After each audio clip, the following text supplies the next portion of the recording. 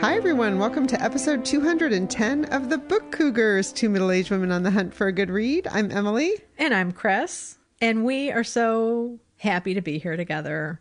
It is a wonderful late spring day here in Connecticut. Sunny, the birds are chirping, and we have 3 new patron sponsors to thank. Thank you so much to Nancy, Jolene, and Hillary. We so appreciate your support.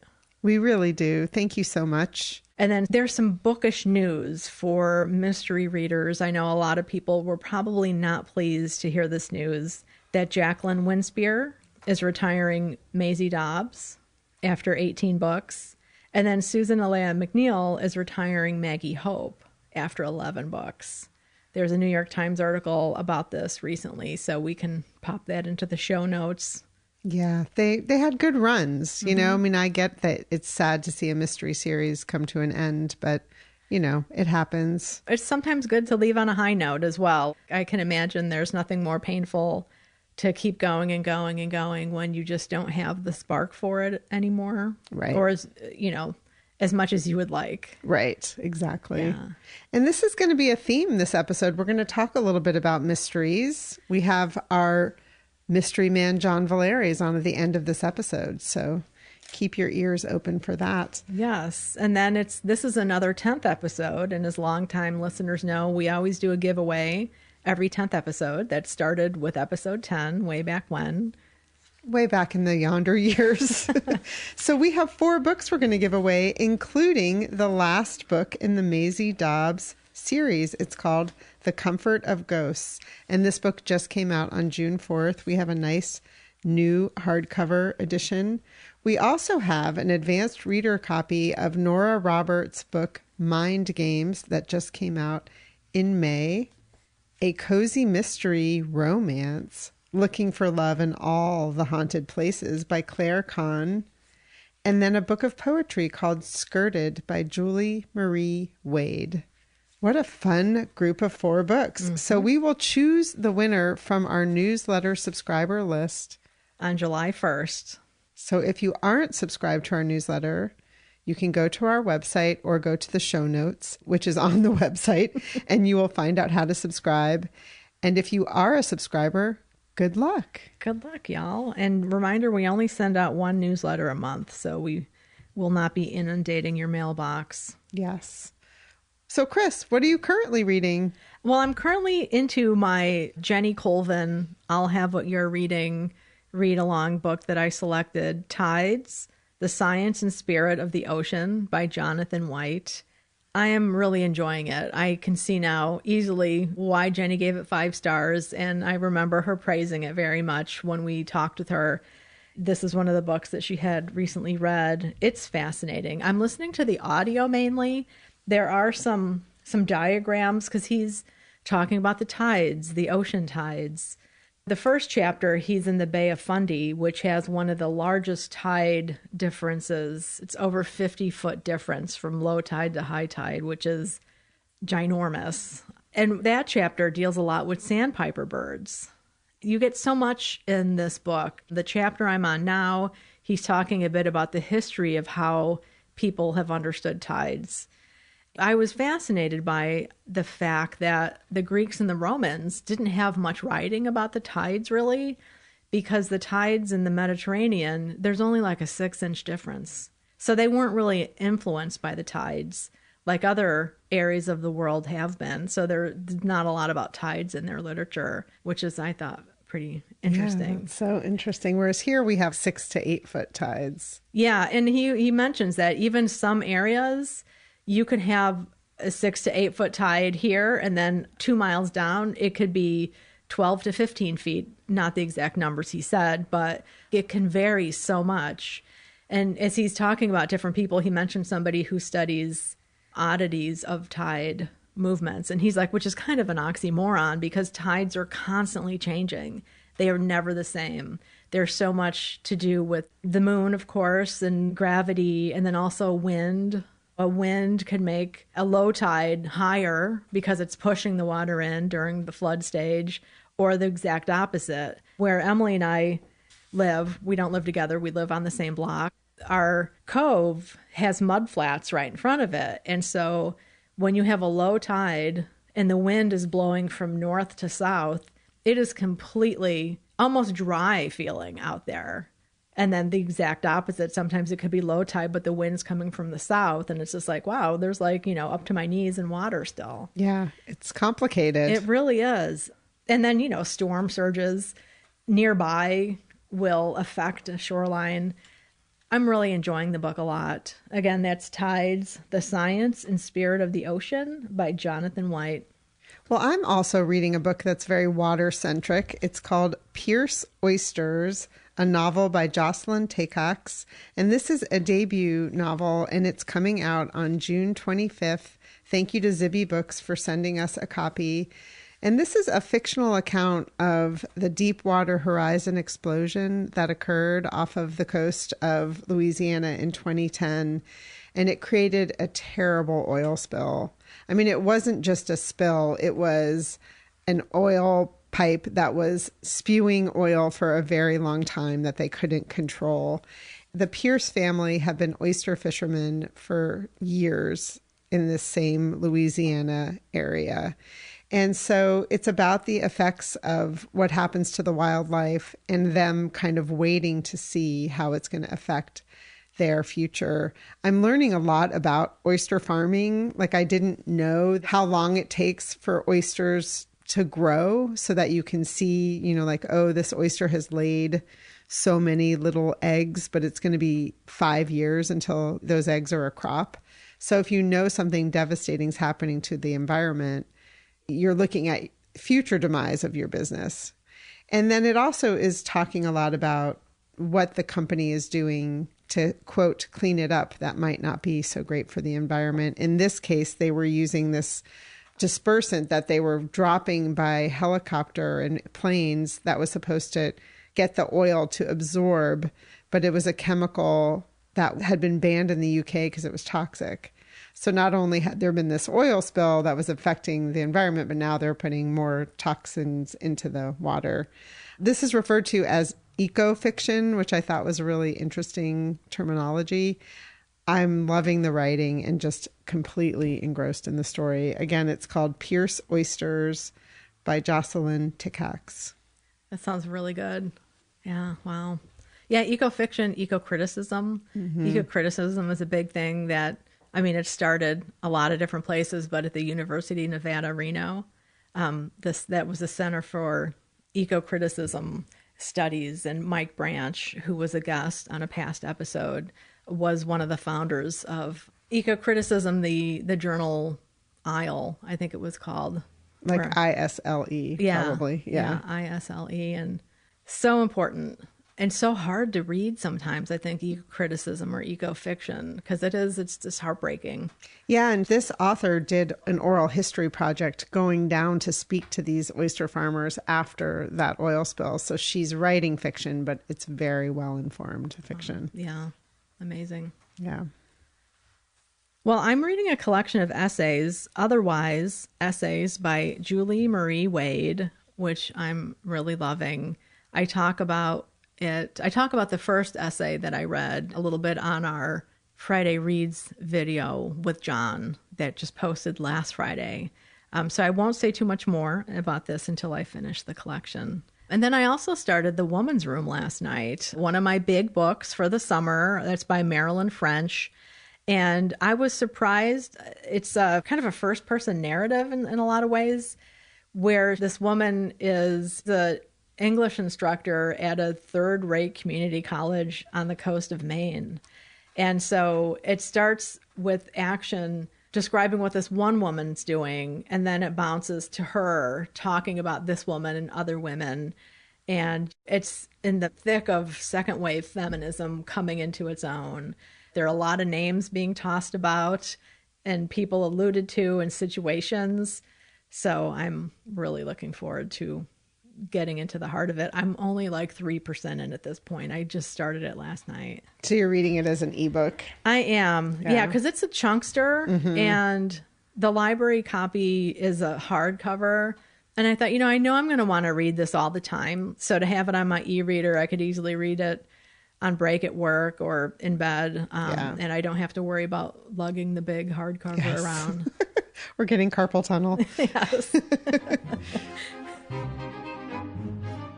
So, Emily, what did you just read? Well, I think we both just finished The Awakening by Nora Roberts, and we had our Zoom discussion with, I think it was around 20 fellow readers. Yes, great turnout for this book, which was lovely to see because we have heard from listeners that they're not interested in romance. So some people are not participating and others are, going on this journey with us to explore romance and figure out what is it? What do we like? And I have to say, this was, of all of our read-alongs, probably one that got the most mixed. We do a thumbs up, thumbs middle, thumbs down when we all first log in. And this one had some of the most mixed reviews, I think. It really did. And it really led to such a compelling conversation and lots of laughs. And I just loved this conversation. So thank you to everybody who joined us. And thank you to those who have been reading along on the sidelines and joining us on our Goodreads thread conversation over there. What did you think of it? Oh, you know what? I was not exactly halfway. I was a little bit pointing towards giving it a thumbs up. I just want to say too, like the conversation was so good natured and fun. Even the criticisms that were on the thumbs down side, everybody just has such a great sense of humor and understanding of literature and what an author is trying to do. So I really ended up enjoying it. I'm tempted to get the second book in the series. The Becoming. The Becoming, yeah. So this first, it's The Awakening, right? And the main character has a huge awakening that she is initially kind of pushed into, but gradually she also is having her own awakening. And one of the things that came up in the conversation was, is this a romance? Like, is it? Because that's another thing we've been talking a lot about this year is what are the definitions of a romance and everything. And what I like is that so much of this character's experience is that she's learning how to love herself. So it's like a romance with herself. There is that idea that you really can't love someone else unless you love yourself. And I think that's such an important message. I agree. And I loved that part of this novel. It's also a fantasy. So one of the other things that happens is she ends up in a realm that she can reach through a portal that's a tree. So, that's what fantasy is, right? You have to be willing to maybe face disbelief or things that wouldn't be able to happen. Well, I've never been able to walk through a tree and end up somewhere else as much as I would like to. So some of that was what came up in conversation and, what's too much and what's realistic. And it's taking place in current day. So there was some talk about that too, like how realistic would this be? One of the things that took me out of the story a little bit is that she was a blogger. And every time she was posting a blog, I was like, this is just taking me out of the story a little bit. And a couple people in the conversation raised the idea that it probably would have made a little bit more sense if she had been like a TikTok sensation or something, or, posting on TikTok. Yeah, because her friend tells her she should start, she wants to write, and her friend's like, you should start a blog. So he sets up the blog for her and everything. And so she's posting about her travels to Ireland. The story starts her story starts in Philadelphia. And so she's traveling to Ireland to spend some time there and get in touch with her roots through her father, who was Irish.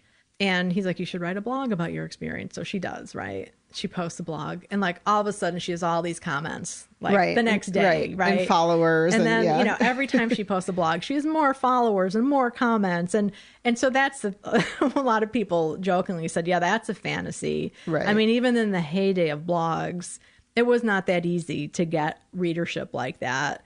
So that was kind of funny. And Brooke made a funny comment saying she must have been using some magically charmed hashtags. Right.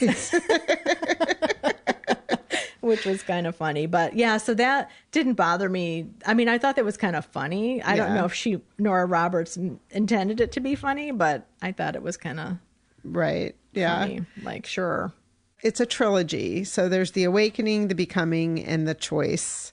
And if you just think about those titles, I think they're kind of giving you some foreshadowing about what the stories might be about. Yeah, because she's awakening in so many ways. Right. And about so many things. Including learning how to love herself, as you point out, right? I mean, that is one of the biggest awakenings we can have in life. So I appreciate the title and what Nora Roberts was trying to do.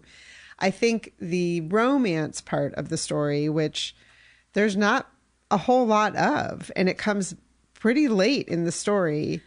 What I've been reading about series that have romance in them is it can be a slow burn. And I would say that this qualifies as a slow burn. Yeah, it does. I mean, the first sex scene was between two horses.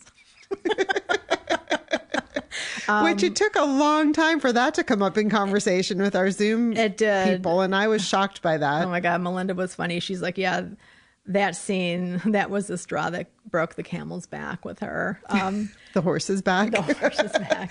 Well, and the main character has a little bit of an orgasm herself while she's watching the horses mate. Which is very interesting. Very disturbing in a way. I mean, you can see it as like, that's part of her awakening. But yeah, it made me think, like, is she a virgin? Like, is that part of the point of the story? Oh, I don't know if she was. I mean, it kind of seemed like it to me. Yeah. Yeah. Oh, was she? I'm getting my romances confused. We digress. I know. Yeah. Yeah. I don't know. I mean, what I think is interesting is some people admitted that they're definitely moving on to book 2. Well, that was the funny part of it. Like, even people who were like, oh my God, like, this book frustrated me so much. Like, I have to read the second one now, you know, because like, I have to know what happens. I have to know what happens. And I have to know if like this actually works out or if this was just kind of like poorly written in that it wasn't developed and just dropped or something. I mean, a lot of different reasons for people to pick up the next book. Including that it's a cliffhanger. It is book 1 is a cliffhanger. Yeah. Right. I mean, that's the thing. Like, if you really are into fantasy, you might not appreciate this one because it's not like deep core fantasy, maybe, right? There's not a lot of world building. Yeah. And if you want a straightforward like romance, this probably, unless you want to read the whole trilogy, which we don't know how it ends, might not be your cup of tea either. Yeah. We should say that we also listened to the audiobook, which I thought the narrator did a fantastic job. And that was how I mostly consumed it. And I think our listeners were a mixed bag on that. So I'm not sure how I would have felt about it, to be honest with you, if I was reading it 100% with my eyeballs. Yeah, I don't know. I don't know how I would have gotten into it either. I'm not sure. Because, I mean, what drew me to the audio and what kept me in the audio was the accents and the pronunciations of the Gaelic words and things like that. But then I didn't always latch onto people's names as well, which could be a detriment for me moving on to the second and third books. Well, I listened to it twice, so I think I got people's names pretty much. And I did see someone just the other day at it on Goodreads, and I was like, okay, I got to get myself going on that. Okay. So I'm going to continue. Oh, good. Yeah. Good. I'm glad to hear that. Yeah, because I think, I don't know, was it maybe half the people said they might continue on? Yeah, and some had already purchased it. Yeah. So we'll tell you. We'll tell some spoilers. Yeah. If we keep going. We'll keep this going. Yeah, because, you know, there's so many different characters. There's issues with her mom in Philadelphia. And then there's her wonderful grandmother, her father's mother in not exactly Ireland, but in this fantasy world that is part of Ireland. I'm not really sure what you would say. Yeah. It's just like Ireland, right? But it's on the other side of the portal. Right. So she has that world and then the real world, Ireland, and then the real world, Philadelphia. And I guess one of the things that surprised me that I thought was a pleasant surprise were all the queer characters. There's a lot of drag queens in this book. The main character's BFF is a gay guy who works at a bar where there's a lot of drag shows. It's owned by a drag queen. And I like that. And yes, there were a lot of stereotypical things like the, oh, girl, you know, that got a little bit old, but I appreciated it. Yeah. You know? Yeah. And when did this book come out? 2020. 2020. Okay. Now, one person said they thought it felt like she had just written the whole book and they split it up into 3. It could be. That could be. Although, I don't know. She writes so much. Who knows? I know. Who knows? I could picture her, though, really enjoying writing this. Because in times it felt like, Oh, was Nora Roberts in Ireland walking down this path? And did she just describe what happened to her earlier that day? Like touching the flowers? Granted, the flowers didn't bloom behind her, probably, although, Nora Roberts could be magic for all we know. But it had that feeling of being a very casually told story. There wasn't a sense of urgency, really. Yeah. Is how I felt. And somebody even said it kind of felt like, a little bit like a cozy. Yes. And it did in some ways, other than some sex. That does happen. And I haven't read any other Nora Roberts to know, like, maybe her books don't have a ton of sex. I don't know. I wonder if that's why she started the J.D. Robb series, because I think that might be a little bit more hardcore. I'm not sure. I don't know. It's more of a thriller. Those are. Yeah. Yeah. Let us know, people, if you read Nora Roberts. We want to know, because this is just our, first dipping of the toe into the Nora Roberts water. Right. Yes. Where things like mermaids emerge in this book. Yeah, there was so much in there. It's just like somebody, I don't remember who said it. I'm sorry. I don't remember their name. It was really funny. Like, did she just Google a list of all the elements of fantasy and just casually toss them in here and there, sprinkle them in? I think that might have been Colleen, who is a big fantasy reader. Right. So she had reason to be a little bit suspect of this novel, I think. Yeah. Well, The Awakening, the first book in the Dragonheart Legacy, and our second quarter read-along. Thanks again, everybody. And not to burst your bubble, but we're not announcing the third quarter read-along until next episode 211. 211. But we promise we will. And I'm just going to say it, that this episode might be providing a little foreshadowing to the type of book we're going to pick for Q3. I finished my book that I chose for our I'll Have What You're Reading in memory of Jenny Colvin. And I really enjoyed this novel. There were a lot of words on every page, which I'm not saying in like a scathing way. It's just that I just read a different novel where it was so different. And at one point I turned to the gentleman caller and I was like, there are so many words on every page. When you just read a book like that, that's really dense. And it's a hardcover. I'm looking at it. Emily has it splayed open. And it does look like a lot of words. It's a lot of words, and it was a long book. I almost could have squeaked it in as a big read, but it wasn't. I think had it had a different font, it would have certainly been 400 pages. Anyway, I really enjoyed it. Laurie Frankel is a well-known author. This was her third book when it came out, I believe. And it is about a young family that has 5 boys. The mother is a doctor, and the husband stays at home and is an author, a wannabe trying to get a novel finished. And their 5th son starts dressing in dresses and wants to be a girl. And it came out in 2017. So I feel like there's been a lot of change in the world of the transgender community, and probably parents having more experience with this now in 2023. Well, is the kid transgender or cross-dressing? The kid is transgender. Okay. Yeah. And so, of course, the parents don't know that when he's 3 and 4 and 5. And that's part of what the novel is about. How do parents have these conversations with the other kids in the family?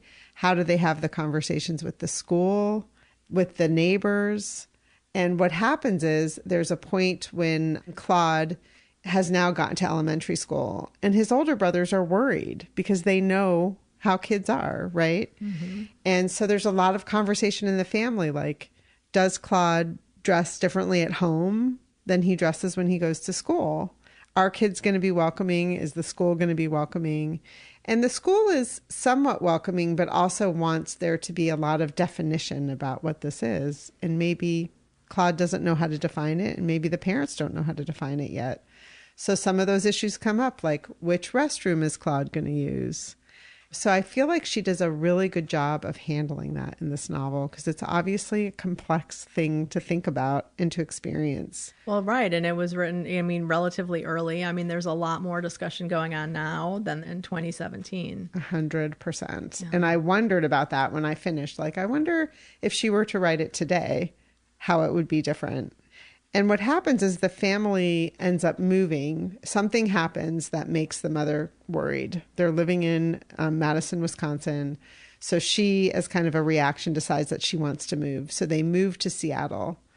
And when you move, you have a chance to make all new decisions, right? I mean, nobody knows who they are, nobody in the neighborhood. And so when they get there, Claude decides to become Poppy and presents as a young girl. And everybody there knows Claude as Poppy. But it then sort of, unbeknownst to the parents, I think, it wasn't their plan, but it also becomes a secret in the family, which has repercussions for the other children. So she really looks at things from all different perspectives in that way that I appreciated. And then Poppy starts to enter puberty. And there are decisions that parents of transgender children and the child start to have to make about, like, there are ways you can delay puberty, which would have an effect then on if they want to transition when they're older. I mean, I hesitate to use the word easier. Maybe it would be, though. It would look different than someone who's 30 and decides to transition, right? Having gone through puberty. Right. And their body won't develop in a way that could be detrimental to their own sense of self. Right. Yeah. So Frankel, part of why she wrote this novel is because she has a transgender child as well. So she comes from a place of knowing. There is an author note in the back where she said, I want to make it clear that this is not my family, but it was informed by some of my experience. She also has a modern love piece in the New York Times that she wrote about this. So I will link to that in the show notes. I really enjoyed it. And I noticed when I was entering it on Goodreads, because reminder that I chose this book because I looked at Jenny Colvin's TBR and this book was there. 57 friends of mine on Goodreads have read this novel. Oh, wow. Which really surprised me. So I think when it came out, it was quite popular. I remember a little bit it coming out, but it fell off my radar. So thank you, Jenny Colvin, for bringing it back. Nice. Again, that was called This Is How It Always Is by Laurie Frankel. Well, I finished the romance novel that I was reading, Looking for Love in All the Haunted Places by Claire Kann. Such a cute cover on that book. Emily just held it up. It has flowers all around and then the picture of the house. And do you remember that Johnny Lee song, Looking for Love in All the Wrong Places? Mm-hmm. So, I mean, I love that song. I love the movie Urban Cowboy when it came out, like 1980. Oh my gosh, yes. That was a theme song, I think, for that movie. John Travolta, Deborah Winger. I love me some Deborah Winger. Yeah. So I listened to the song again, and there were some lyrics in there that really work well with the book. It's a story about a woman named Lucky Heart. Talk about a name for a romance novel, right? And her love interest is a man named Maverick Phillips. Claire Kann is a Black writer, and Lucky Heart is an asexual character. I think this is the first novel that I've read that I knowingly know that the character is asexual because there's discussion about it and you get her feelings about it and how she's trying to deal with it and how she's had unsuccessful relationships in the past and a lot of lack of understanding about what asexual is. The name for asexual people is ace or aces for shorthand. So I enjoyed this novel a lot. It was a little slow, I have to say. And I was thinking about that a lot. And it's more of a cozy. And I really want to like cozies. I've been attracted to them for years, you know. But then there's something about them that I don't get grabbed by them when I'm reading them. I did have moments of feeling like I would DNF it. I was like, no, just keep going. So the setup is it's a reality TV show of a kind where she's going to be this caretaker in this house that is haunted. And she's like the fourth person that they're getting to do this because the other ones have all been run out. And she also has ESP. So all of the above is really interesting. A lot of Black characters, so it's a really diverse cast of characters. And it's slow. It is slow. And I thought, what is it about that? And so just as I was thinking about all this, when I was driving to work one day, I listened to an episode of We Can Do Hard Things, the podcast, the one where they have the Indigo Girls. And I mean, it's a great conversation, really great interview. I mean, talking about language, to talk about queer people, people who are not heterosexual, and just how the language has changed about that. It's a great conversation for that alone in a lot of ways. So Glennon Doyle, right, is one of the hosts, and she was talking about when she was getting sober, she listened to one Indigo Girl song a day because they're known for being really emotional and like hard emotional. Like they're talking about hard things, you know? And she was just saying like how hard it was to get sober and to actually try and feel your feelings. So she's like, okay, for the 4 minutes of this song, I'm going to really try and feel my feelings before running away. And I thought that's kind of related to me and characters with cozies, I think. Like I need more intensity to feel a connection with characters, you know? Yeah. And I was just like, okay, who would have ever thought I'd make that connection with my cozy reading challenge that I have, you know? So that made me really appreciate the novel when I got back to reading it that night in a different way. Because it's like, okay, this is a bit quieter than what usually attracts me.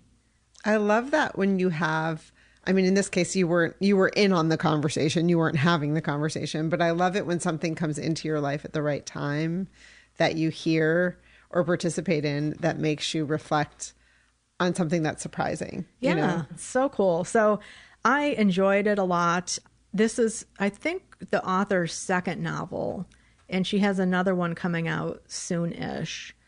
I can't say too much about it because I don't want to give any spoilers, but the thing about it being a slow, and it's also more of an idea novel of a romance. And there's a lot of different types of like romance and love and relationship happening. So I'll just say that and leave it at that. It was a very different kind of haunted house novel that I've ever read, and I appreciate it very much. So that's Looking for Love in All the Haunted Places by Claire Kann. And also I started doing a little researching around on other books with ace characters, and there's an anthology that just came out in 2023, Being Ace, that's edited by Madeline Dyer. And I think it's a YA anthology, which I think is a great place to go when you want to learn about something and different people, because it has a lot of different genres like romance and mystery and horror, I think, even. Oh, that's cool. Yeah. Well, I finished The Mystery Guest by Nita Prose. This is the second book in the Maid series featuring Molly the Maid. The first book was called The Maid. And this picks up 4 years later, and Molly is still a maid at the Regency Grand Hotel, where they're hosting renowned mystery writer J.D. Grimthorpe. I just love that name. And he's there and poised to make a big announcement. The room is filled with lambs who are Ladies Auxiliary Mystery Book Society members. Lambs. And he goes to get tea, and he likes his tea very sweet, so they have a cart there with all of the accoutrements, including honey, and he stirs this honey into his tea, and he takes 2 sips, and right before he's due to make the big announcement, keels over and dies. So now they have a dead famous author I'm laughing, it's not funny, but it was kind of funny. What do the lambs do? What do the lambs do? They were very stirred up, and they got shooed out of the room. One of them was writing an unauthorized biography, which brought up the idea to me, like, I never thought that some biographies are authorized and some aren't. Oh, yeah. Right? It's a big topic of debate and conversation in the biography world. Yeah, well, she was slightly bitter about it, as you might imagine. And so, of course, Molly the maid is on the case. And Molly is neurodivergent. She has a very specific way of talking and paying attention to details, which makes her great at solving mysteries. There are a few chapters sprinkled in at the beginning, say before. So you get a little bit of backstory about Molly and her beloved Gran, and also about this author, Mr. Grimthorpe, and his mansion. And one of the things that cracked me up, Chris, is that the Oxford Dictionary plays a role because if you move it on the bookshelf, a door opens. Nice. So that was a little fun part about the book. I read this in a day and a half. As a matter of fact, I talked about it last week on our booktube with John Valeri, And then I read it so fast, our listener, Robin L., was like, you just talked about that book on BookTube and you marked it read on Goodreads. It was the perfect palate cleanser for my brain after doing all of this grant work that I've been doing, where I've been shoving so much information into my brain. And part of it was there weren't too many characters. The font was huge. So nice. Such a relief when that happens. Oh my gosh, especially having just finished that other one that I said, like, there's so many words on a page. So if you're looking for just a really fun read, I think you'd be fine to read this without having read The Maid, but I would recommend going back and reading The Maid if you haven't first. So again, it's called The Mystery Guest, a Maid novel by Nita Prose. A lot of fun. Very cool. And now, how about your short stories? Ooh, I had fun on my short stories. So I took one off the shelf that I believe I got one time when you and I were at the Book Barn years ago. It's called Lucky Girls by Nell Freudenberger. I have to admit there's something about her name that I have gotten her confused with Audrey Niffenberger. The names aren't the same, but for some reason. Or Neffenegger. I'm sorry, the time traveler's wife. This is Nell Freudenberger. Anyway, this was published in 2003. I'm very proud of myself for getting a collection off of the shelf. I decided to go ahead and just read the title story called Lucky Girls. It's a 225-page collection with 5 stories. So when I was reading about it, they refer to them as novellas. I don't know. I mean, the story was 28 pages, so I wouldn't call that a novella. But anyway, that's just a little something.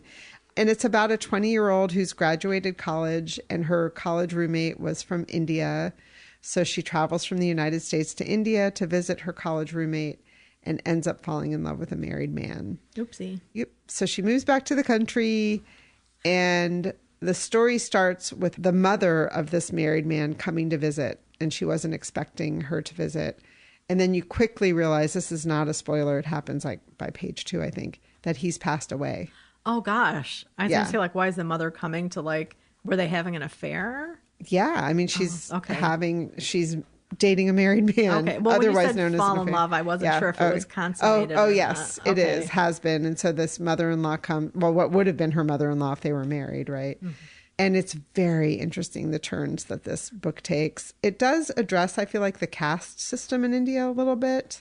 So I read one of the 5 stories and really enjoyed it. What I think is interesting, and I don't know if this was happening more in 2003, but this was the first thing she published, was a book of short stories. And I always thought that a lot of authors that we've heard speak anyway say, unless you've published a novel, most publishers don't want to publish your short stories. That often people have a novel out, and if it's successful, then they're willing to publish a short story collection because they're hard sells, you know. Yeah. Who published that? Echo. Yeah. Hmm. And she was also in 2010 one of the New Yorker's 20 under 40 fiction writers. Is that what that little circle is on there? No, the circle is winner of the Penn Malamud Award. Hmm. So she did really well with this book of short stories, which, you know, maybe that's why they were willing to publish them, because she's a great writer. Yeah. So cool. And then the other one was not a collection I owned. It's a collection that I recently purchased at a used bookstore. It's called I Knew You'd Be Lovely by Alethea Black. And this was published in 2011. And I picked it up at the Book Barn because it caught my attention. And I read the first story in the collection called That of Which We Cannot Speak. Mm. And the reason I read it is because in the back, because you guys know I always turn to the back and read the acknowledgments. And then I like to read in short story collections where the short stories have been published prior, because a lot of times they have. And this one was published in the Antioch Review, which is a literary journal that's put out by Antioch College, which is located in my hometown of Yellow Springs.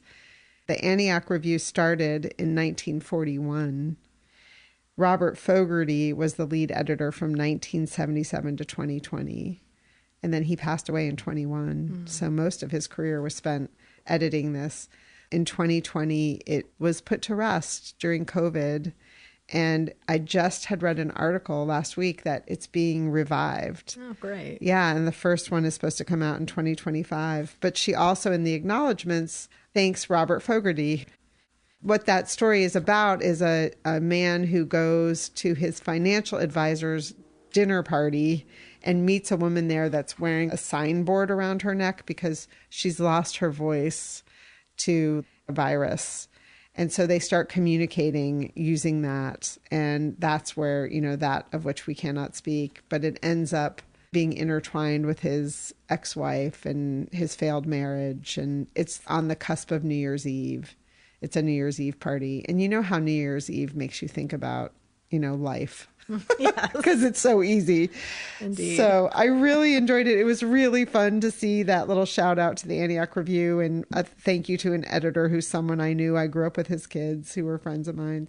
And I believe she has put out a memoir after this as well. All right, I have a question to ask that has nothing to do with books. Okay. At least I don't think it does. How did Yellow Springs get its name? Because I'm just sitting here thinking it dawned on me like, yeah, drinking yellow water doesn't exactly sound appealing. Yeah, there's a spring. It's more orange than yellow because it's like, you know, iron. Oh. And back in the day, there were these spas there that people came from far and wide because they thought the water was very healing. The Yellow Springs is located in the Glen Helen, which is a big nature preserve. You can walk there. You can drink the water, put your fingers on the rocks and make little designs on your face, which people always do. You can see some of the remains of the spa, you know, like the stonework from the spa. Oh, very cool. But why they called it the Yellow Springs, I mean, it really should be called Orange. Maybe it looked more yellow back in the day. Yeah, that's interesting. Or yeah. Orange Springs. Yeah. I don't know. Yellow Springs, it could just be because we know it. Right, It just rolls exactly. off the tongue a little bit better, though. Yeah, it's a beautiful hike. I highly recommend you do it. All right. Well, thank you for that. Sure. I'm sorry when you got that brief tour of Yellow Springs, you didn't get to go visit the Yellow Springs. I did not. Yeah. And I didn't even think about the name, really. Yeah. You know, isn't that funny? Yeah. I mean, I was more excited about visiting Shuley or meeting Shuley in real life and then getting the very first tour, the Emily Fine tour, Yellow Springs. The 2-block town radius of Yellow Springs. So biblioadventures, we went on a big joint jaunt. Yeah, we had a great day last week. We packed up our recording equipment and headed north. We went to the Lucy Wells Robbins Library in Newington, Connecticut, where we ran into Dolly Parton in the bathroom. Yes. We posted our very first bathroom selfie on social media. It was a lovely poster of Dolly Parton, let's be clear. Yeah, one of those read posters from the American Library Association. It was so much fun. Really fun. Yeah. And thank you to them. They let us reserve one of their study rooms. And from that location, we had a wonderful Zoom conversation with our mystery man, John Valeri. Which will be at the end of this episode. And then from there, we went to the Emmanuel Congregational Church in Hartford. Yeah, to see Percival Everett in conversation with Michael Harriot. And this was an event sponsored by the Mark Twain House. The event was originally going to be at their place, but then the tickets sold out immediately, so they opened up some more and they moved it to Emmanuel Congregational. And it was a really great event. Percival Everett's James is one of the big novels of this year, so a lot of people wanting to hear about that. And Michael Harriot, his latest book is Black AF History, the Unwhitewashed Story of America. Yeah, so he was moderating the conversation. It was the two of them up on the stage. It was a beautiful setting, really beautiful. And before we forget, we should say that they also did have a live stream, which is available on YouTube. So we will put a link to that in the show notes. The conversation was really interesting, I thought. Yeah, it definitely was. Well, we should remind people that James is loosely based on Huckleberry Finn. It is a retelling of sorts from Jim's perspective, thus the name James. Right. And it was really funny because Michael asked him, what was the inspiration for this story? And he's like, well, you know, it's not a really great story. He's like, I was playing tennis. And I threw the ball up to serve, and I wondered, has anyone ever written the story from Jim's perspective? So he went home to do it. So, yeah. And he said he read The Adventures of Huckleberry Finn 15 times in a row. He'd finish it. He'd immediately start again at page 1. And he read it 15 times straight through. and then put it down and didn't look at it again while he wrote his novel. Right. He said he wanted to have the story so clear in his mind, but also not have to keep picking it up to refer to it, and then just sit down and write, which he did. Yeah. I loved the event. I felt like there was a little tension. And when I use that word, I don't mean ambivalent tension. I just mean what one person was looking for versus the other, between Michael, who I think is a little bit more into modern politics and wanting to make a point, versus Percival Everett, who I'm not sure, he made it very clear that he wrote this novel and then he's giving it to the readers to think about and talk about, that he's not really interested in being involved in the conversation in any sort of political way. Yeah. I mean, he takes it to a bit of an extreme, saying he doesn't know what the novel means, I think is something that he said, but he's not going to put meaning on it. I think of it as a highbrow thing. And, you know, he is a lofty literary guy. And I think Michael Harriot is more of an activist. Right. Yeah, I think that's a very good way to say it. Yeah. So I think that Michael kept circling back and wanting things from Percival Everett that he wasn't willing to give him. Yes. Yeah, he gave pretty short answers and stuff for the most part. Not an easy interview or interviewee, I should say. Yes. Since we occasionally are interviewing people, we both looked at each other like, this would have been hard. Yes. You really do want someone who's going to dig deep into some maybe long-winded answers, and he was not playing in that way. Yeah. And I don't think he was trying to be difficult. I think he's one of those authors who I would say maybe going out on tour isn't his favorite part about being a writer. Right. He's been gaining in popularity as his books have been coming out, I think, and he's pretty revered at this point. Won a Wyndham Campbell Award last year. There's a documentary about him. He was on CBS Sunday Morning recently. He's out there. Yeah. And the movie based on Erasure has won an Academy Award. So that also raises him and I guess exposes him to audiences who may not have picked up the book. True. Who might now, or at least they're aware of it. Yeah, that's true. Yeah, that's true. This is the first novel of his that's come out since that movie came out. So that's a really good point.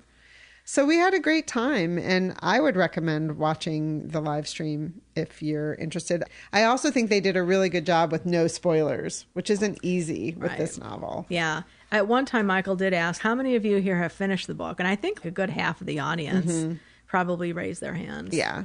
Yeah, but they still were careful. Yeah. They called the ending The Thing. The Thing, right. Yes. How did you get to The Thing? The Thing, yeah. That's a good way of doing it. Yeah. You know? So then, of course, Chris and I had to get in the car on the drive home and go, now, what was the thing he was talking about? I know. Was it this or was it that?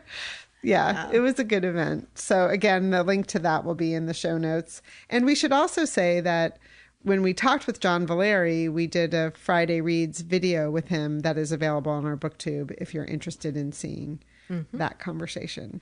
Yeah. So other than that, I did a couch biblioadventure. So I mentioned the poet Sandra Yanone before, reading her books of poetry, and you and I went to her reading not too long ago. She runs a Facebook group called Cultivating Voices Live Poetry. And it's a Facebook group anyone can join, and they do live readings. And this last one from last Sunday was a new books showcase, which is really great. And there's also a YouTube link that we'll put in the show notes if you're interested. I highly recommend it. The 4 poet/writers who were there reading their work: Sylvia Pollack, Erin Malone, Lauren Russell, and Julie Marie Wade, whose collection of essay I'm currently reading. Really enjoyed that a lot. And they have a Pride Parade event coming up next Sunday, and then they take a break until August. They take a break over the summer break. Yeah, but check it out, everybody. It's Cultivating Voices Live Poetry. It's a great way, I think, to get exposed to different poets. And to hear them read their own work is so lovely. Totally. Well, I had a book to film adaptation frenzy where I talked about wanting to watch Presumed Innocent. I read the book, which was published by Scott Turow in 1987. Wow. I didn't read it back then. I read it since we've been doing the book Cougars, I think. I meant to look back at our old show notes. Just briefly, it's about a DA's office where it's right before election time, which is where the district attorney gets all hot and bothered, and any particularly big court cases might get more attention because the DA wants their name in lights so people will vote for them. And so that's happening at this time. There's two people who are running up against each other, including the DA that's in office now. So there's a lot of tumult in the DA's office. And then one of the prosecutors turns up murdered. And one of the other ones is accused of the murder. So there's a lot of courtroom drama, which is my favorite thing. It's got what they call an 11th hour twist, where something happens at the very end that makes you just drop your jaw. So the original movie was in 1990 and starred Harrison Ford, a very young, debonair Harrison Ford, and Bonnie Bedelia, who I know mostly as the mother/grandmother in the television show Parenthood. I didn't really put it together until I started reading about who she was. She also happens to be the aunt to Macaulay Culkin and Kieran Culkin. I didn't know that. It was really funny because it was like computers with floppy disks. You know, at one point he goes to look up her caseload and it's like, remember when we have to use like DOS and put in like the first letters of a word or something? And it was like this big scene, you know, no cell phones. The other thing that I thought was they were trying, but it just didn't go over very well, is there was one person in a wheelchair because the Americans with Disability Act had just passed in 1990. So they were trying, but then there was this one scene where they were like, well, she couldn't run for a district attorney because she wouldn't photograph very well. And I just thought, oh no, that's like so politically incorrect. That's so true, though. Yes. I think people still to this day. I mean, it's a little bit better, but that was really bad. And then there was like one black personal assistant in the office. But the movie was okay. I didn't love it, but it was okay. So then last night, June 12th, the Presumed Innocent television series adaptation on Apple TV was released. They released the first 2 of 8 episodes starring Jake Gyllenhaal. It's much more diverse than the other cast was. It's an interracial marriage. His wife is played by the actor Ruth Negga, who I adore. They have 2 kids instead of 1, and they're teenagers. So, you know, they're sitting there with their cell phones because it's current day. They're 45-minute episodes. The movie was 2 hours, you know, so they're stretching it out over 8 episodes. I think so far I felt like it was a little bit long. I only watched 1 episode, but I feel like, well, they have to do that, you know, but they're building more backstory about the person who was murdered, which I don't think they did in the novel. They definitely didn't do it in the other movie. So I'm here for it, though. I'm excited. I mean, that's fascinating. What an interesting choice to do that. Like, why that novel? Why that story? Yeah, I don't know. There's so many novels. I know. All the time, right? And the writer on this is David E. Kelley, who is known for television writing. I noticed that the movie had 3 writers, including Scott Turow. So it didn't look like Scott Turow was involved in this. You know, he might have been an executive producer. I didn't notice that. So I had a little Presumed Innocent-a-thon. Nice. And I will return. Yeah, more to come on that one. And in big news, in the book to movie adaptation, it was just announced that there's going to be a Practical Magic 2 movie. Really? And Nicole Kidman and Sandra Bullock supposedly are signing on or in talks. Oh, that's cool. The original was 1998. It's a long time ago. Yeah. I love Sandra Bullock. Me too. Fingers crossed. And then the other biblioadventure I went on was yesterday. The gentleman caller and I went to the Book Barn. Oh, love that place. In Niantic, Connecticut, everybody. If you need a destination, that's a good one. Bring a big tote bag. So we did all 3. There's one that's building with mystery books. Then there's one in downtown Niantic that has sci-fi and thrillers and cookbooks and food writing. And horror. And horror. And religion. And religion. That always cracks me up that they're together. And children's books. I know. It's an interesting combination. And then the main original Book Barn just goes on and on and on and has a mixture of a lot of things. And I get lost there. So I did find a copy of Fellowship Point. Oh, fabulous. Yes, which is one of our big book reads for the summer. Yeah, we have to pick a date to start that. Yes, we do. Nice. Oh, I love the Book Barn. I haven't been there in a while. It's been on my mind, though. So It's hard. We did a lot of picking up and putting back. Oh, and I got a present for my book cougar buddy. I totally forgot. It's sitting here. This is called, and Jim was like, she has this book. We'll see. Cather's Kitchens, Foodways in Literature and Life by Roger L. and Linda K. Welsh. It's about food that's brought up in all the different Willa Cather novels and writing. Oh, that's fantastic. I don't have that one. Oh my gosh, and the foreword is by Susan Rosowski, who was my mentor at the University of Nebraska. She was a preeminent Cather scholar back then. Well, this was published at University of Nebraska Press. Very cool. Thank you so much. You're welcome. Yeah, I have one book that has recipes from Cather's Table or something like that, but this is fabulous.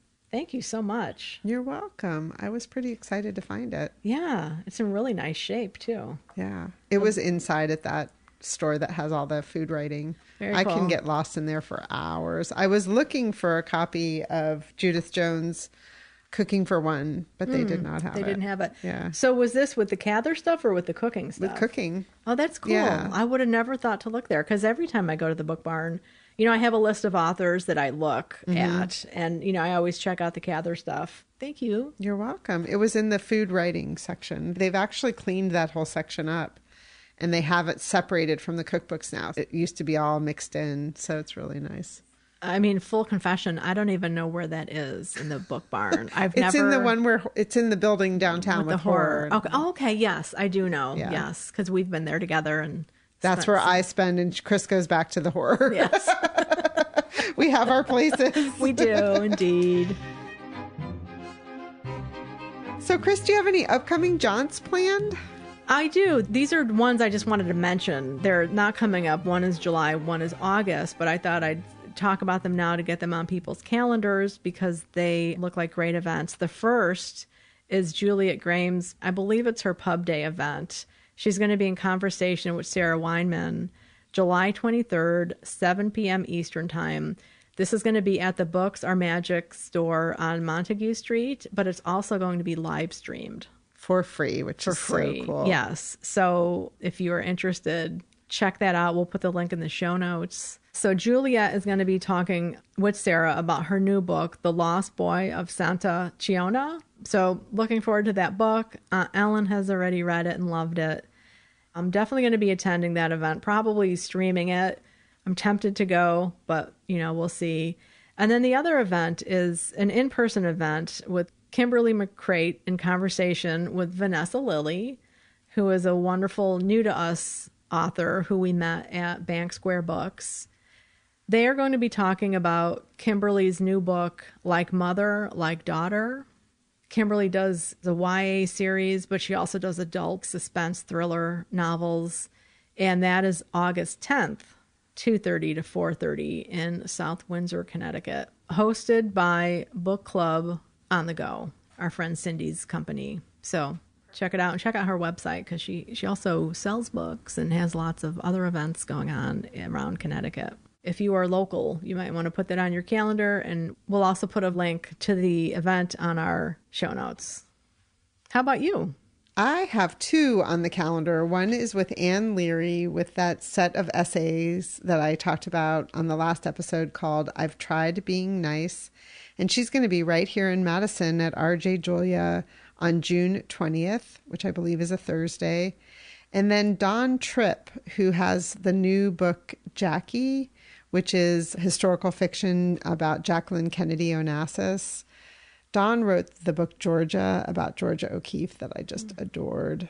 And so she's out on book tour and she's going to be all over the place. I haven't decided which event to go to, but I just wanted to alert people to check her website because she's going all over the country. So those are the two events I'm looking forward to. Nice. How about upcoming reads? What is waiting for you? Well, I have two cozy mystery series that I'm interested in. Series? Yes. Wow. Well, not just books, but series. Series. And they're both culinary whodunits, which isn't going to surprise anybody. One of them is a revisit to Diane Mott Davidson, who is somebody that I read back when I think of her books with my daughter Rachel as a baby. And when I was looking this up, I realized it's because her first book came out in 1990 and Rachel was born in 1991. And it was called Catering to Nobody. And then in my hands, I have book 17. This came out in 2013. And this is called The Whole Enchilada. And I haven't seen any other books come out. So I'm wondering if she's done with the series. I looked online and I couldn't find anything out about that. But I mean, this was 10 years ago now. So maybe those announcements were made back then and I just can't find it. But these are about Goldie Schultz, who is a caterer in Golden, Colorado, I believe is where they take place. And I just loved where they took place. I wasn't very familiar with Colorado. I don't even think I'd been there to visit by that point when I was first reading them. And she's a caterer who finds dead people. So she has to solve the mysteries. And she's friendly, very friendly with the local sheriff. So I decided I'm not going to go back and read all the ones I've missed along the way because I probably read 5 of them and then they kind of fell off for me. But I'm going to step in with The Whole Enchilada. And she always has recipes at the end, which I enjoy. And then the other one is called Arsenic and Adobo.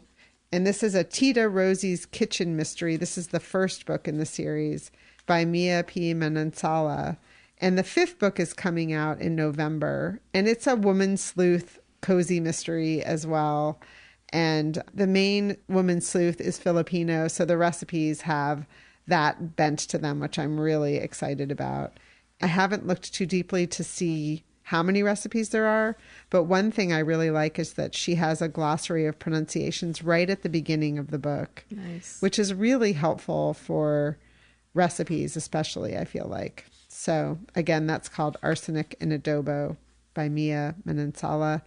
And The Whole Enchilada by Diane Mott Davidson. And then I also have a nonfiction called The Migrant Chef, The Life and Times of Lalo Garcia by Laura Tillman. And I've had this book out from the library for an embarrassingly long time. I keep renewing it. It was the winner of the James Beard Foundation Award for Literary Writing this year. And a friend of mine who's doing some reading for an award told me about it.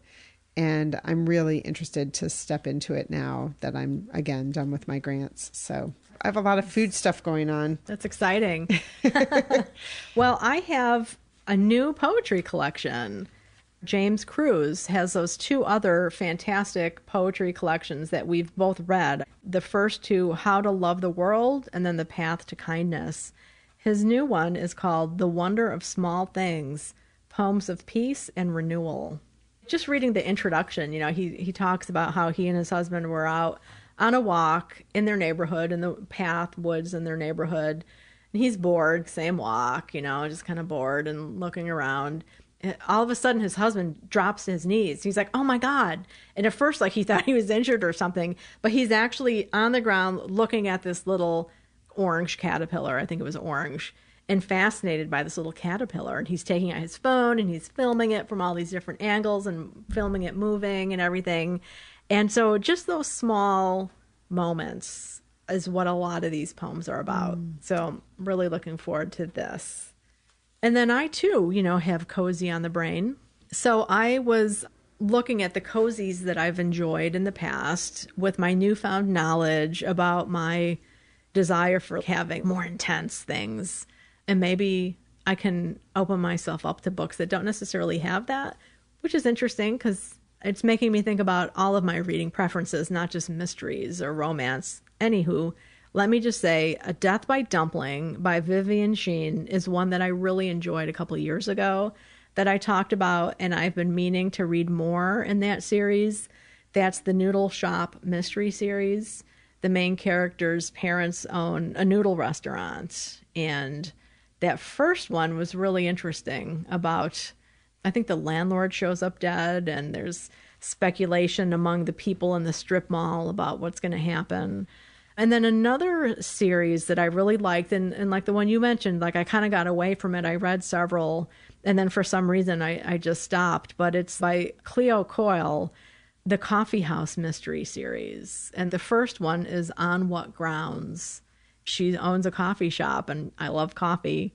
And they're considered cozies, but I remember when I was reading, I don't know if it was that one or a subsequent one, like somebody falls down the stairs and dies, I think. I don't remember if there's a lot of blood, but it was around that time when I had recommended a cozy to my wife, Laura, who doesn't like any yucky stuff, and there was a severed foot in the refrigerator that I'd forgotten about.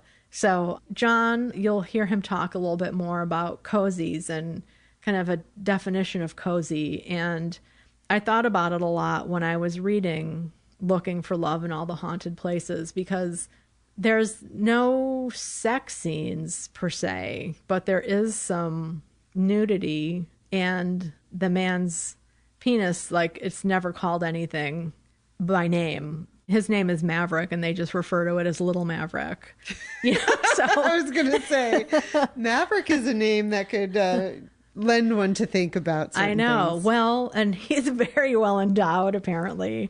So I'm still figuring out this cozy thing, too, and noticing when things are maybe pushing the boundaries of coziness. Yeah, so in our conversation with John, we had asked him to talk to us about what makes a cozy.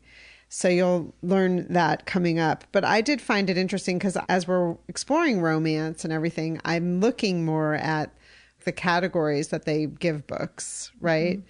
And not just where they're shelved at the library, but the actual categories. And these two that I just mentioned, arsenic and adobo and the whole enchilada, they don't refer to them as cozies.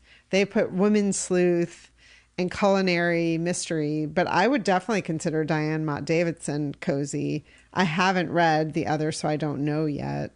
It's interesting because I traditionally think of cozy series as being mass market sized books that all have the same artwork that match.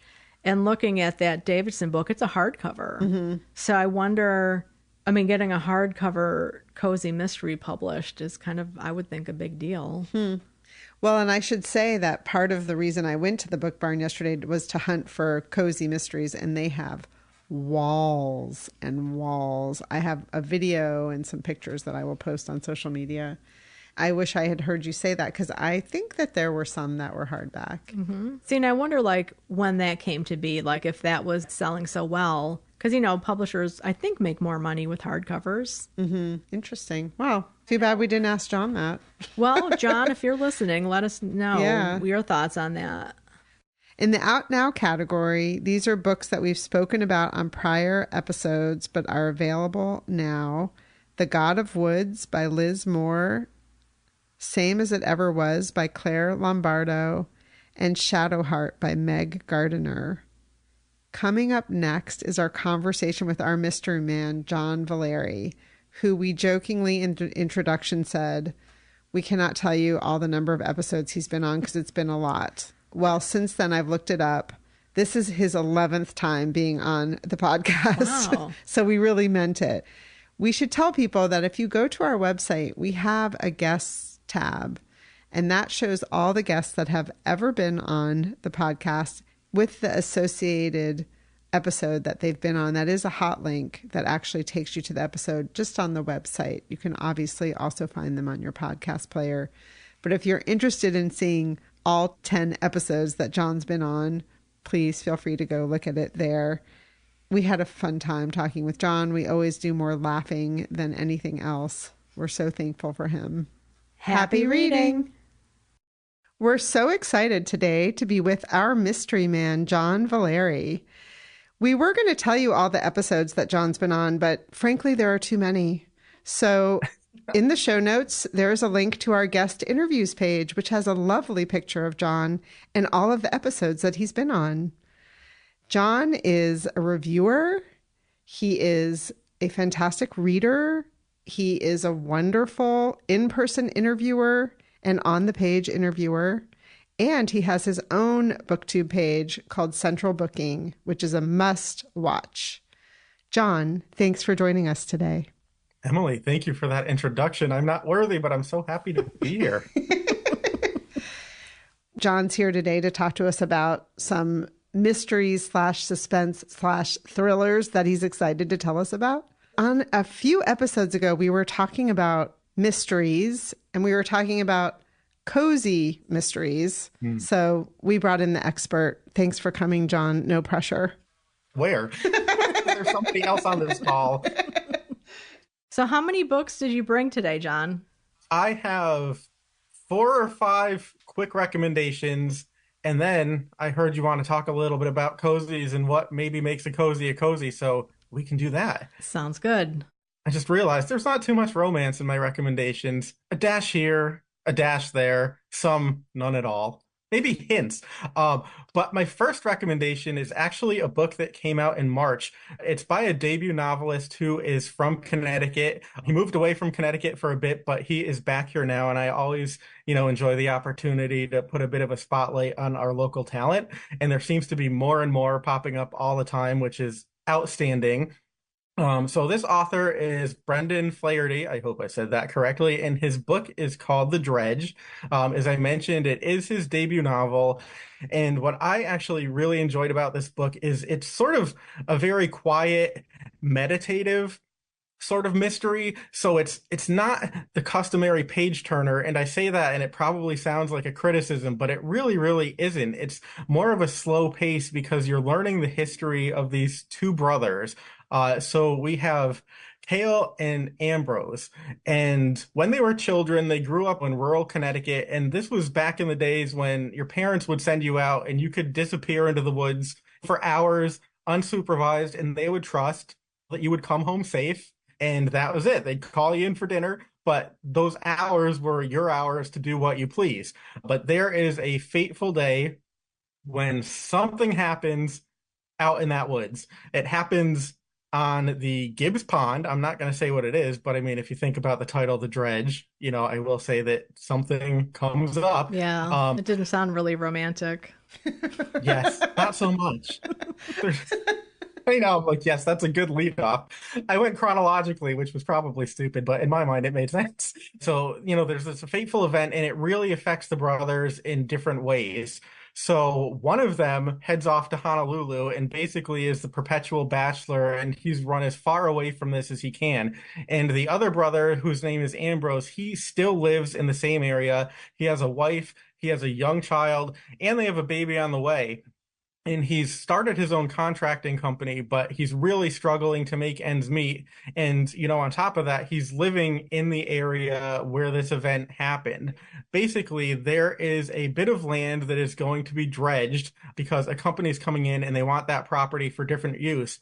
And the brother knows that if they dredge that pond, literally something will rise to the surface that they've tried to keep hidden for decades, and it will have all kinds of consequences. So the other brother, makes his way home from Hawaii. There's also a girl named Lily Roll, who one of them had a flirtation with, back in the day when they were very young. And so it's an alternating narrative between the two brothers and also Lily, all of whom is interconnected, and that connects what is found in that pond. So it's alternating perspectives, it's past and present, really a slow burn. And I enjoyed the fact that it really captured, that time when children could disappear for hours and it was seen as kind of innocent and people weren't just lost in their screens. And then, like I said, it's set in a fictional Connecticut area. So I think that people from the area will maybe relate to that and enjoy maybe getting to know a new author who I think has a pretty promising future. So again, that's The Dredge by Brendan Flaherty. Oh, it makes me happy to know that there wasn't a pond in my neighborhood when I was a kid.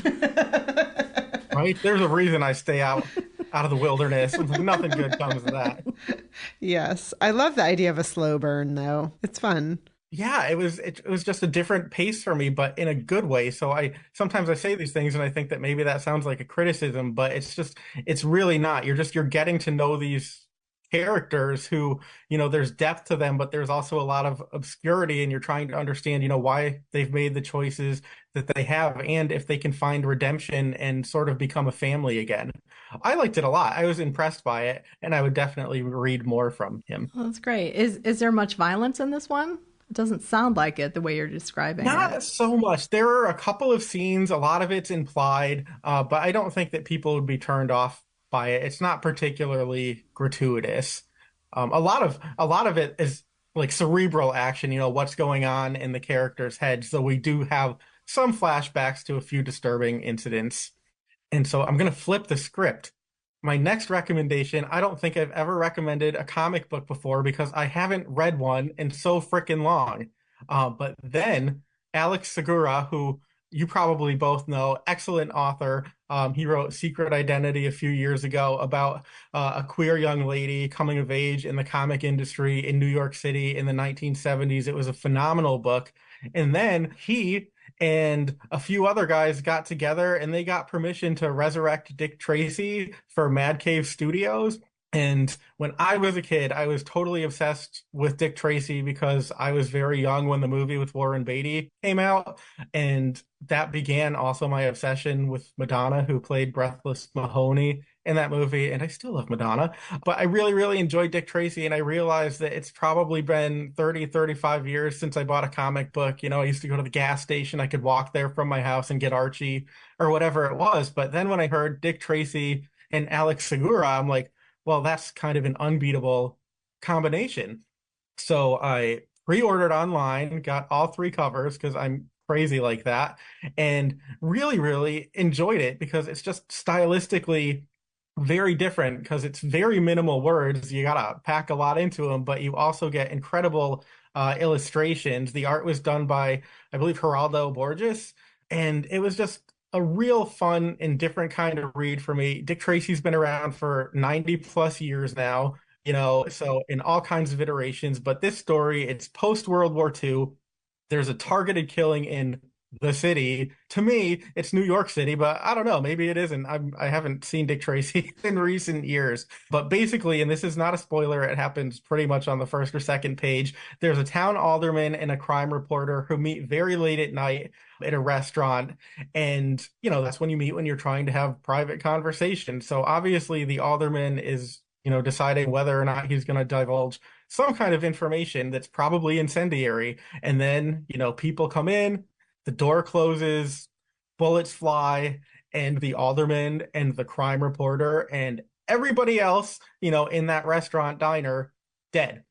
And the cops are ready to write it off. You know, it's just more crime. It's just more corruption. They don't necessarily think it's targeted. And Dick Tracy comes in and says it absolutely is. If you look at these two victims, you know, the shooting was very specific. The rest were just collateral damage. It's very obvious. So he decides that he's going to solve the case. This is going to sort of be an ongoing story arc, but we get to see familiar characters like Tess Trueheart and some of the really great Dick Tracy villains. Mumbles is in this story.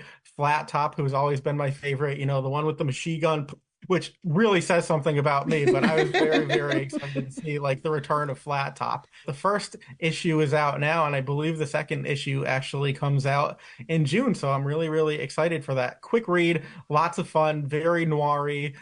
Yes, graphic, you know, blood splattering everywhere. So it's the antithesis of a cozy. Nice. And did you say it has 3 different covers? Yeah, there are 3 covers available for the first issue, and they were all so cool that I was like, crap, like, I need them. But, you know, they're also, like, relatively cheap in comparison to other reading material, Right. and one of them had, like, Flat Top on the cover, so I was like, yes. Yeah. But you can't not get the primarily Dick Tracy cover either. So really, really enjoyable, and I love that just Alex Segura, he can do whatever, and you know it's going to be terrific. So my next recommendation is Middle of the Night by Riley Sager, and that book comes out on June 18th. I really feel like Riley Sager has become one of those seasonal authors that every summer I'm looking forward to the book that he puts out because it's always fantastic, but it's always different. It's always, you know, what I enjoy most, I think, is he takes, you know, familiar setups or storylines and then he completely subverts them. So you think that you know what you're in for, and then he flips the script and it's something else entirely. You know, he's done horror tropes, he's done the haunted house, he's done the luxury apartment, he's done sort of like the urban suburban legend, the house on the hill. And this time he takes the experience of camping in your backyard in the summer with your best friend and something terrible happens. And you know, how many of us did that, right? We would pitch a tent in the backyard and that would be our camping experience. I mean, for me, honestly, like once the snacks ran out, so did I. So I don't know if I ever made it through a full night, but we definitely like tried it. I have very, you know, visceral memories of that. So what happens in this book is 30 years ago, 10-year-old Ethan Marsh and his best friend, Emily's laughing at me. She's I so deserve to be laughing. laughing. It's true. Like, once the chips are gone, like, John's out. I just love that you admit that.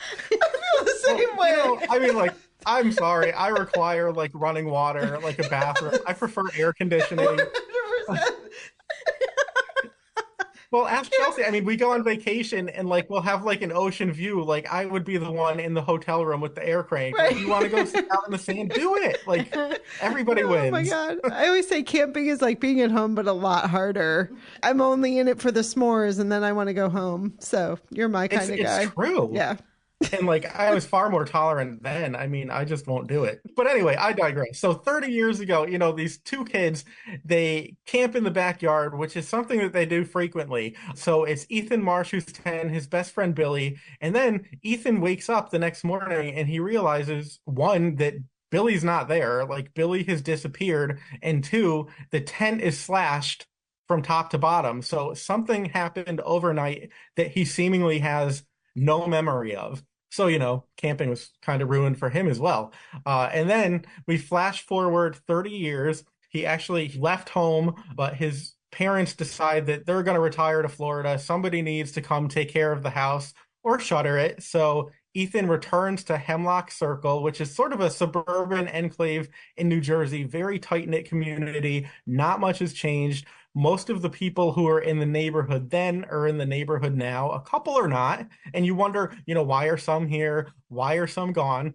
And so he's home, he's dealing with PTSD, and really strange and possibly supernatural things start to happen. Like he notices every night sensory lights in the neighborhood go on and off inexplicably. There's somebody or something who's tossing a baseball into his backyard, and that's what Billy used to do. That used to be the symbol for, hey, I'm free to play now. And it's the same style of baseball, you know, and it's happening night after night where somebody's tossing it into his yard. So he wonders, what is this all about? Because for 30 years, nobody's known what's become of Billy. And then, you know, we eventually find out what became of Billy. But you all know, you know, I pride myself on being able to figure out, you know, who done it and what the twists are. And I swear to God, at one time or another, I suspected every single character in this book. And I mean, the good news is I was right, but I guess the bad news is I was wrong far more often than I was right. And I think it's a real gift to be able to, you know, create believable suspicion of pretty much every single character. The other layer to this is that nostalgia factor again. You know, anybody who's had that experience of camping or, you know, summer vacation, school break, 1994 culture. I mean, that was the summer that the O.J. Simpson murders blew up. So there are a lot of cultural touch points that are, I think, resonant to people of my age who will recognize and respond to that. Again, also, it's sort of a past-present alternating narrative. And the cool thing is we meet periphery characters in the past who have short segments throughout the book. And that sort of reveals knowledge that they do or don't have in addition to Ethan. So again, you know, he takes something familiar, he completely subverts it. It's sort of like the perfect vacation read. Like, pick it up and you will be turning and turning and turning pages. And then you'll sit back and say, wow, like the truth was right there the entire time and I missed it. Wow. Interesting. I just downloaded an ARC of the audio version Ooh. because I like his work. So Yeah. I'm glad to hear you recommending it. Yeah, I enjoyed it. And I actually got to interview him for Crime Reads. It's not up yet. It'll probably be available around his publication date, which is June 18th. But he really knocked it out of the park. So anybody who wants to know more about his process, I mean, you're really going to get some gems there. I was really appreciative of the amount of time and thought, you know, he put into that interview because he really gives up the goods. So having read the book and then done that interview, I had a whole other appreciation for a book that I already really, really enjoyed. I just want to say we will put a link to John's review in the show notes. So look for that. And I want to point out that you should read that book when you're on vacation in a hotel room, not when you're camping. Yes, with the air condition cranked, you know, a cocktail or two, all the lights on, like, you know. Yes. All right. So my final recommendation, and again, I'm going a little bit different because this is a crime story, but it's also, you know, history, it's mystery. There is a bit of romance potentially in this book. And it's The Lost Boy of Santa Shiona by Juliet Grames, who you, I know, are both familiar with. She is terrific. The book comes out on July 23rd, and Juliet is the editorial director at Soho Press. So, she knows a thing or two about crime novels, and she's actually a Hartford native. So there's a Connecticut connection, a crime connection, and it's just really a wonderful, very immersive story. It's a character reflecting on her experience in 1960 in Calabria, a small mountainside village that seems to get assailed by rain, once every year or so. And this happens, and the post office is destroyed. And underneath the post office, they find skeletal remains. And nobody seems to know who this person is that's, again, I guess, sort of been dredged up or unearthed or whatever terminology you want to use. But our protagonist, or our amateur sleuth, if you want to call her that, is Francesca Lotfield. She's 27 years old. She is an American who is in Italy to start up a nursery school for young children to help teach hygiene, because I was not aware. I mean, it makes sense in retrospect, but the mortality rate for children at that time was very, very high because there wasn't great hygiene. People were living, in small houses with livestock. So anyway, so she is there ostensibly to open up this nursery school, but all of these people keep coming to her saying, I have a lost son or a lost husband or a lost brother, and maybe that's him. Maybe those are the remains that were found underneath the post office. So she gets involved in this mystery, even though she doesn't necessarily want to. She just, she feels loyalty to these people, even the ones who are incredibly obnoxious. There's one character in this book that, makes you want to rip your hair out, but then you also sort of have great sympathy for her. But so she has to try to find out, if it is any of these three missing persons, and if so, who is that person? How and why did they end up there? It's really great, but it's also, like I said, it's not just a mystery, it's history of a time and place. There is a bit of romance for people who like that. And Juliet she writes great. She writes poignant. At times she writes playfully. Sometimes it's poetic. And she has such a vast knowledge. Like, it's incredible, the amount of things you need to know to write a book like this. So I was just like, I would never even try, to write something like that, because you have to be so immersed in the culture. And I know that, she has been there in person, she's done the research, she's met people. So it's all, very, very real. And you actually feel like you're walking along with the character in 1960 in this little mountainside village. So it's a great read. And like I said, it's a crime story, but it's so much more than that. And Julia is just terrific, as you well know. Yeah, we both are looking forward to reading that one. Super exciting. Glad to hear that you liked it. I did. I probably butchered the title. I'm like, So the issue of Cozies came up because of Bless Your Heart. Bless Your Heart by Lindy Ryan. Right. So that book is one I read, and John, you did too, I believe. And it wasn't on the book itself. Now, I haven't seen a finished copy of the book, but in the literature that they sent with the advanced reader copy, it was called A Cozy Horror. And I just thought, okay, but as you know, John, you're laughing, there were some uncozy elements. There were.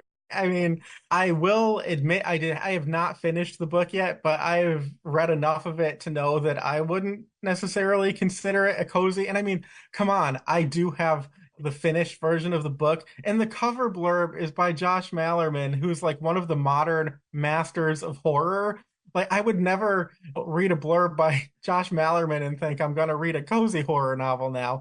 I think it's not maybe as graphic and gratuitous as some horror, but for people who like the traditional cozy mystery, I don't think this is that. I mean, it's great fun, but just know that there are undead characters and there's like body fluids everywhere and people being like, ripped people open, their throats ripped out. Like, there's violence. Yeah, it could be more gratuitous, but it's not particularly cozy. Right. So I guess that was leading us into a conversation of what traditionally cozy is. Yes, we want please. John's rules of cozyhood.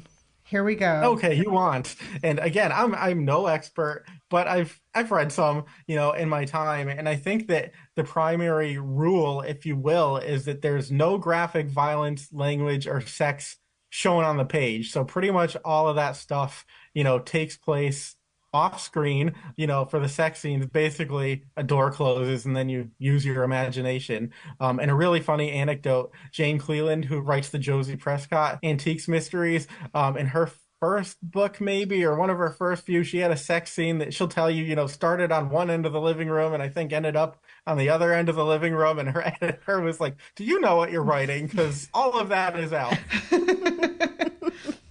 I guess the point there is, again, the violence, language, and sex, all of that stuff has to be minimal. The other, principal thing about the cozy is it tends to be an amateur sleuth.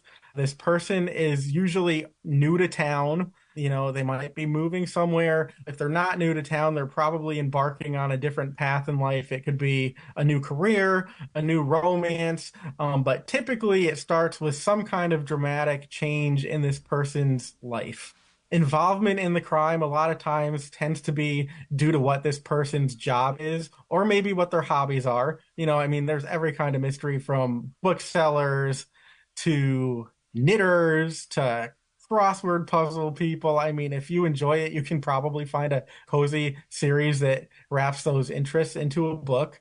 Many times when the crime occurs, either the protagonist or someone that they care about is incriminated in the crime, and so they're either trying to exonerate themselves or a family member, a friend, and that sort of legitimizes their sleuthing. Or, like I said, by virtue of what their profession is or their hobby is, that can also play into it. A lot of times, you tend to have reporters or business owners who have some kind of vested interest in the crime and the consequences and how that could potentially impact their livelihood or the livelihood of someone that they care about. Oftentimes there is friction between this person and local law enforcement. The protagonist often thinks that there's some kind of rush to judgment that could result in a miscarriage of justice. And of course, the law enforcement officials are thinking, what do you know? Like, you're not a police officer. You're not a detective. You don't have any kind of training. You're just a busybody. And I will say, as series progress, a lot of times there tends to maybe be a romantic relationship that results out of that initial friction. It's not uncommon, for the protagonist to find themselves in a relationship with a cop or somebody else, who's involved in the criminal justice aspect of things, which can be very helpful because they can do things for you that you can't necessarily do. But again, it also brings in the tension there. So, yeah, here's your romance. But they do it behind a closed door. You had me at friction, Dawn. Friction. Oh my God, it's so funny. My first thought was like, oh, enemies to lovers. And then it was downhill from that. It always is. But a little friction goes a long way. Yes, it does. Oh my God. So off the rails we are. So also, oftentimes you will find a pet or several pets in these books. I would say more often than not, it's a cat. But I've seen dogs, I've seen birds, I've seen all kinds of stuff. And sometimes they're actively involved in solving the crime, and sometimes they're just kind of there. But, you can probably expect that there will be a cat or some other furry friend. In the end, justice will prevail. You will get your happily ever after, and that your protagonist is going to be just fine to, solve the next crime. And these animals are not harmed in any way. Oh, no. I'm going to talk to you a little about that. But yes, good point. You can pretty much do whatever you want to the human characters. Again, it has to be off the page, but you can maim, murder, whatever, but don't even try it with an animal because readers just don't tolerate that in a cozy or a lot of types of other books. And then something else I found, as series progress, book after book, a lot of times the characters end up traveling because realistically, how many bodies can drop in Cabot Cove. Right. Poor Jessica Fletcher, she walks out the door and trips over a body. But she also travels for work and for pleasure, and then she finds mysteries there. So it's not uncommon for authors to take their characters outside of a familiar setting every once in a while just to freshen things up a bit. So I would say that those are probably what I consider to be the primary rules. And now I have a couple quick anecdotes if you don't mind me sharing those. Please do. Okay, so I think that we've sort of hit on the fact that it's cozy is in the eye of the beholder. It's a very fluid term. What one person considers a cozy, someone else might consider a traditional mystery, and they can be really, really similar. It's like, what is that line? And honestly, a lot of times it depends on the publisher and how they choose to market a book. And one story that I'll share is Donald Bain, who wrote the first 40 some odd Murder, She Wrote books, incredibly prolific author, great guy. He actually lived in Connecticut for the latter part of his life. And he was writing Murder, She Wrote books for decades. And he thought that he was writing traditional mysteries. And then he published a book called Domestic Malice, which is a take on the Malice Domestic Conference. And he did a couple of things in that book that you're not supposed to do in a cozy. I'm not going to tell you what they are, but I very vividly recall, reading this book and thinking, huh. And apparently other people, did more than think about it. They started writing him emails and letters on his webpage saying, you can't do that in a cozy mystery. And he didn't know that he was writing a cozy mystery. Wow. All these years later, he thought that he was writing a traditional mystery. And I think that that's valid. Again, it's a very subjective thing. And I will also share that I was speaking with Anthony Horowitz recently. He has a new novel out, Close to Death, which is terrific. This is the series where he's actually a character in the book. He basically follows around a detective and chronicles the crimes that they investigate together. And in this new book, two of the suspects are spinster ladies who own a cozy bookstore. They sell cozies and they sell tea, and that's pretty much it. And he finds himself wondering in the course of the story if they would sell his books there. He doesn't necessarily think so, but he knows that they sell Agatha Christie's Murder on the Orient Express. And, spoiler alert, in that book, everybody done it. Like, if you're not dead, you did it. Is that cozy? I don't know. But I will say that Anthony Horowitz, and this didn't make it into the profile, it just didn't really fit the narrative that I was trying to tell about that book. But he said that he agrees that his books, are not overly gratuitous, but he too considers them traditional. And it's because when he thinks of the term cozy, he thinks that murder and cozy don't go together. Like, murder for him is not cozy. He has no problem with cozy mysteries, cozy writers, just in his mind, those are two incompatible elements. Yeah. And I thought that was an interesting perspective, because if you talk to 10 people about Agatha Christie, 5 people are going to tell you that she was writing cozies, and 5 people are going to tell you that she was writing traditional mysteries. And I think some of it too is the style. One, British mysteries I think tend to be a bit more reserved, but she was also writing them almost 100 years ago.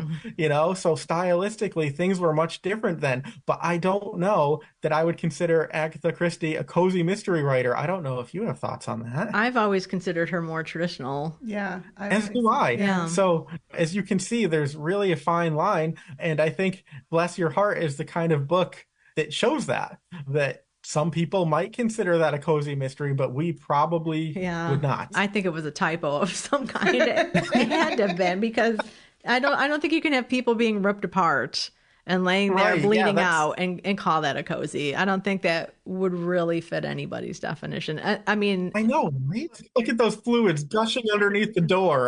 Well, and I wonder if some of it is a marketing thing where they just didn't get the memo. Because I remember in that paperwork also, it was like Steel Magnolias meets something. Was it like Steel Magnolias because it was in the South? Yeah, because it was a group of women. Yeah. But I don't know. Yeah, I don't know. Yeah. It is interesting that the publicity writing can really make or break a book. And I think when it's really off, I think that's when it kind of breaks a reader's trust in a way, maybe. Interesting. If that's a cozy, that is like the cutting edge of cozy. And I mean, even if you look at the cover, I think you get a different impression from the cover of that book than what you're going to find inside. Yes. I'm not trying to turn anybody off from the book. Yeah. It's a great book. It's really, really entertaining and fun. It's just, there's some graphic stuff in the book. So if you're expecting none of that, you are going to be in for a bit of a surprise. Yeah. But if you like that stuff like me, I mean, You'll love it. I know. I mean, the thing is that it's a great cover, but it just doesn't match the contents well.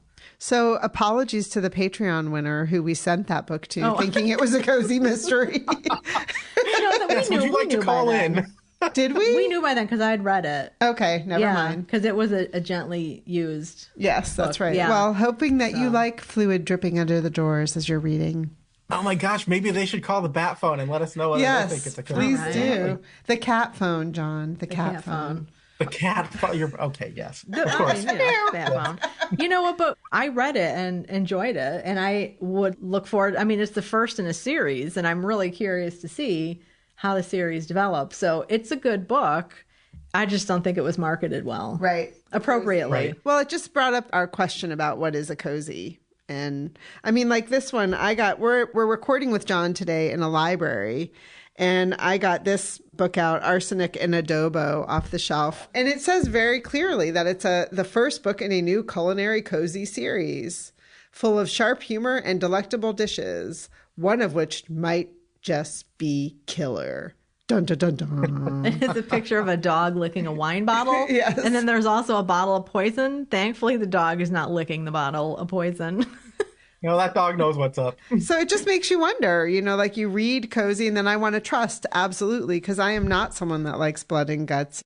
And I have to say, I love a good cozy mystery. I read them often, and I think that a lot of times they're sort of the counterbalance to all of the darker things that I read. And so, you can only read so many splat books before you want something a little lighter. And I particularly love all the holiday books. Like if it takes place at Halloween or Christmas, like I'm totally down for that. They're great. And so I'm not throwing any shade at cozies, but yeah, I think that a lot of people have a very clear expectation of what a cozy is to them. And if they don't get that, they're not going to be particularly happy. And that can cause problems for authors who a lot of times, aren't the ones making the decision as to how their book is marketed. Exactly. I mean, and I would think that writing a cozy is hard because you can't rely on those shocking things that you can rely on with other types of mysteries or novels in general, I mean, Those are easy ways sometimes to keep the reader reading. I'm so glad you said that, because a lot of times people